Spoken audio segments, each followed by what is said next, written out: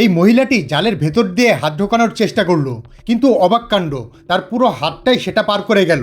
সে দ্রুত নিজের মাথা ভেতরে ঢোকালো এবং নিজেও ওপারে পৌঁছে গেল। সেটির পেছনে একটি গোপন স্থান লুকানো ছিল। সেখানে পৃথিবীতে এসে বিধ্বস্ত হওয়া একটি রহস্যময় এলিয়েন স্পেসশিপ পড়েছিল, আর দুজন কালো স্যুট পরা লোক সেই স্পেসশিপের পাইলটকে সঙ্গে করে নিয়ে যাচ্ছিল।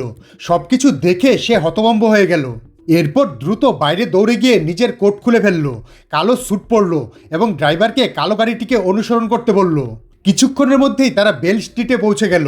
নিজেকে ম্যান ইন ব্ল্যাকের এজেন্ট হিসেবে পরিচয় দিয়ে সে পুরো আত্মবিশ্বাসের সঙ্গে ভেতরে ঢুকে গেল। গার্ডকে স্বাভাবিকভাবে হ্যালো বলল এবং লিফটে উঠে গেল। কিন্তু সে একদমই জানতো না যে গার্ড তার ছদ্মবেশ চিনে ফেলেছে এবং এরই মধ্যে তার ঊর্ধ্বতন কর্মকর্তাদের খবর দিয়ে দিয়েছে। এদিকে সে নিজের চালাকিতে খুশি হচ্ছিল।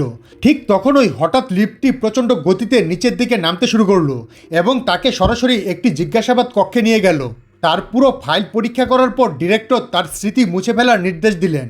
কিন্তু সেই যন্ত্রটি দেখার সাথে সাথেই সে দ্রুত জানালো যে ছোটবেলায় সে ম্যান ইন ব্ল্যাককে নিজের চোখে দেখেছিল। যখন সে ছোট ছিল তখন একদিন একটি মিষ্টি দেখতে এলিয়েন হঠাৎ তাদের বাড়িতে ঢুকে পড়েছিল। এতে বাড়ির সবাই ভয় পেয়ে গিয়েছিল, কিন্তু সে লুকিয়ে জানালা খুলে সেই এলিয়েনটিকে পালিয়ে যেতে সাহায্য করেছিল। প্রায় 5 মিনিট পর সে দুজন কালো স্যুট পরা মানুষকে তার বাবা মায়ের স্মৃতি মুছে দিতে দেখেছিল। তখন কেউ তার কথা বিশ্বাস করেনি, কিন্তু সেদিনই সে ঠিক করে নিয়েছিল যে একদিন সে নিজেই ম্যান ইন ব্ল্যাকের অংশ হবে। প্রায় 20 বছরের কঠোর পরিশ্রমের পর অবশেষে সে এখানে এসে পৌঁছেছে।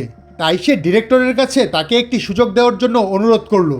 এদিকে সংগঠনটিরও নতুন এজেন্টের প্রয়োজন ছিল, আর সে ইতিমধ্যেই সব ধরনের শারীরিক পরীক্ষায় পাশ করেছিল। তাই ডিরেক্টর তাকে একটি সুযোগ দেওয়ার সিদ্ধান্ত নিলেন। তারপর সবার আগে পৃথিবীতে থাকা তার সমস্ত পরিচয় এবং রেকর্ড মুছে ফেলা হলো। আর সেই মুহূর্ত থেকেই সে ম্যান ইন ব্ল্যাকের নতুন এজেন্ট এম হয়ে গেল।